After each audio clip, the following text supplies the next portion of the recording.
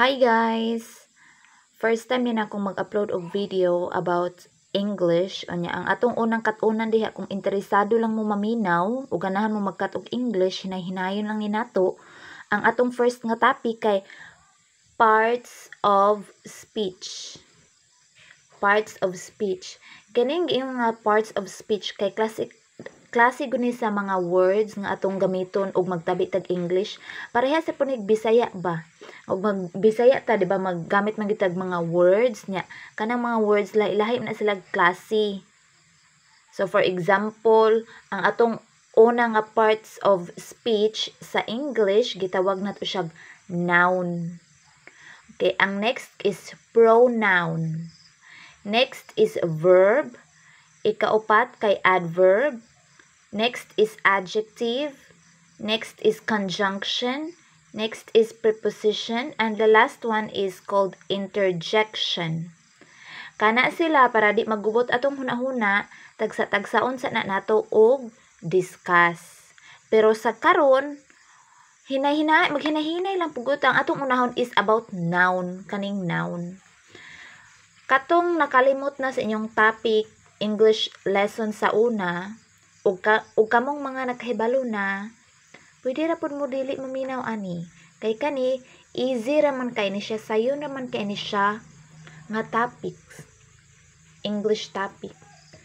So, akong gi-assume mga katong mga high school level or even elementary level nga nakaabot og grade 6 or bisan og katong elementary level ra nya, dugan nang wala nakasulod sa eskwelahan, o ganahan mong magkat og English para ninyo.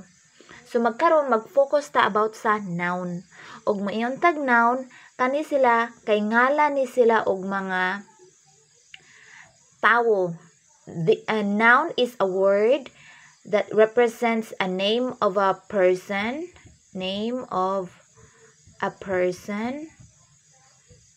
a place, lugar. Ngalan sa tawo, ngalan sa lugar, animal, hayupan, or like insect,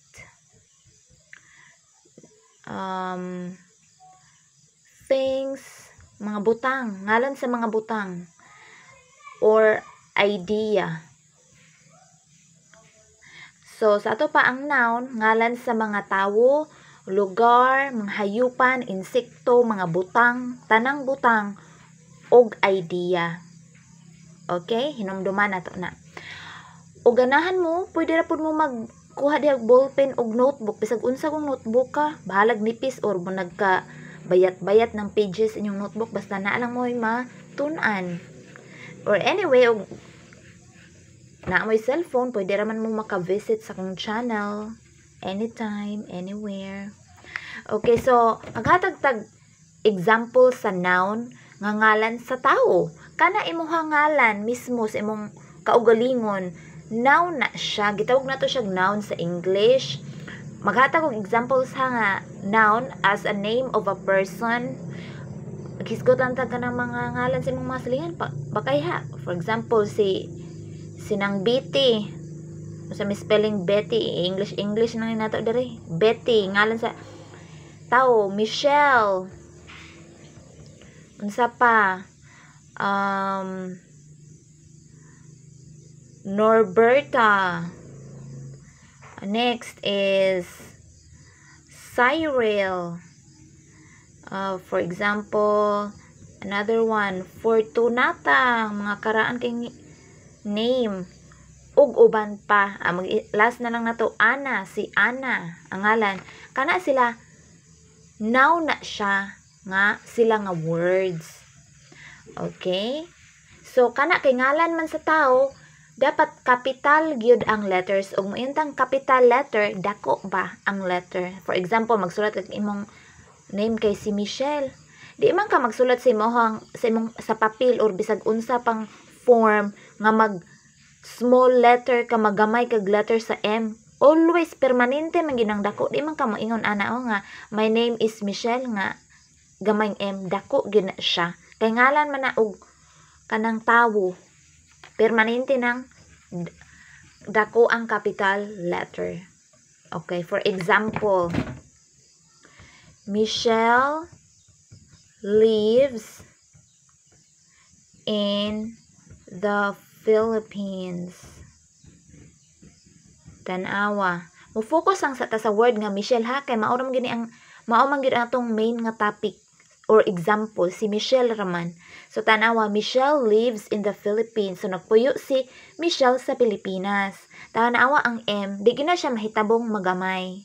Always permanente gina siyang dako. Ha? Okay, next.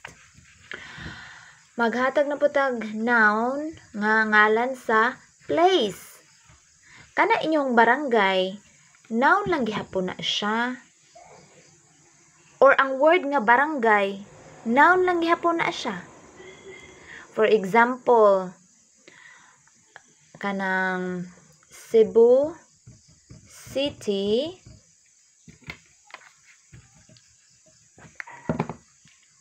or Cebu na lang. Cebu is a rich province.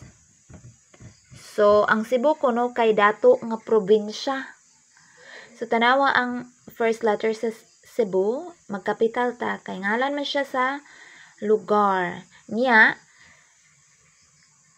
naapag siya sa subject pagi siya sa sentence. Siya mo first nga word ba? First nga word sa sentence. So, dapat ikapital gid nato siya. Okay? Another ngalan sa Cebu. Ngalan sa Cebu. Example sa noun nga place. For example, kanang barangay niyo panitan, barangay Tabuk bakay ha, or unsa pa ng mga barangay ninyo diha, ay kamo na makahibalo ana diha kay daghan kay barangay. Badanan for example, Kandabong, di ko sure og nabay nga barangay nga Kandabong, basta letter K na diha. Or Makati, Davao, Tagbilaran, ug uban pa. Okay? Kaning yung tag place, pwede na siya name sa nasod, basta tanan nga klase sa lugar.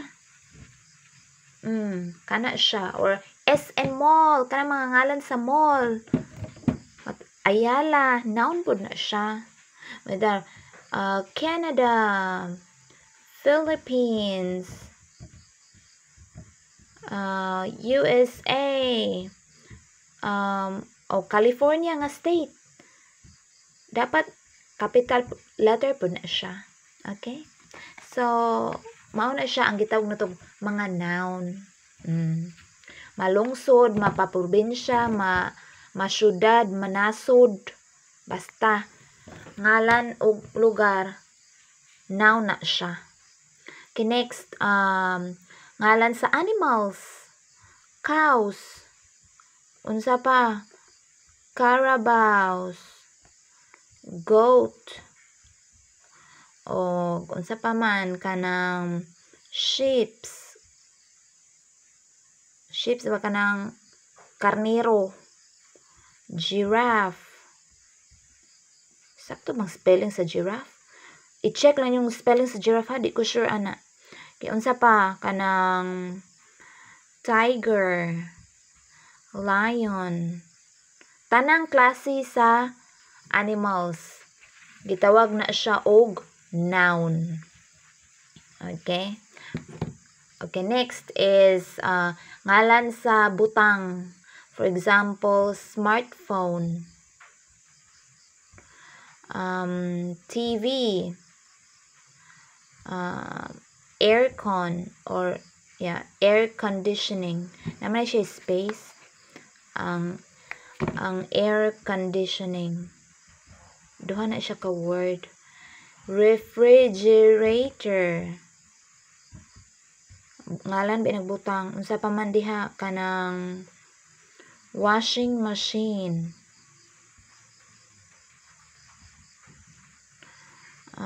Next is mga lapis, pencil, pens, notebooks, books, basta tanan nga butang. Bed, kana inyong kama, pillow, inyong unlan, blanket, inyong habol, tanan nyo diha mga divider, baso, kutsara, tinidor, tanan nga butang sa inyong balay, ug tanang butang sa kalibutan. Mapitaka man na siya, laptop, tanan, noun na siya. Okay, next, maghatagtag example sa noun nga, ano sa paman, humata og lugar, humatag butang. Okay, next is idea. For example, like abstract nouns. Mo yung tag abstract nouns, kanang di na to siya physically ma-touch ba. So, wa siya na exist sa world, pero mura siya ganang basta di siya ma-touch. For example, like happiness. Ang happiness, ang kalipay ba, di man na to na siya ma-touch. Uy, happiness ni. Whereas kanay mo yung whiteboard ni, so ma-touch na to ni siya. So, kuan siya kanang concrete noun. Di siya abstract noun. Pero minta abstract nouns, kanang murag idea lang siya ba. Happiness, for example, trust, loyalty, integrity, integridad, friendship, ang kanang panag-amiguhay. Di man na to siya mahikap. Gawas lang og tawo nga imong amigo or amiga. Mahikap na nimo. Pero mo inta abstract nouns, idea ra na siya. Di na to siya ma-touch physically. So, mali siya examples. Og happiness, na po siya sadness. Ang magulanon. Ana ba? Okay? Boredom.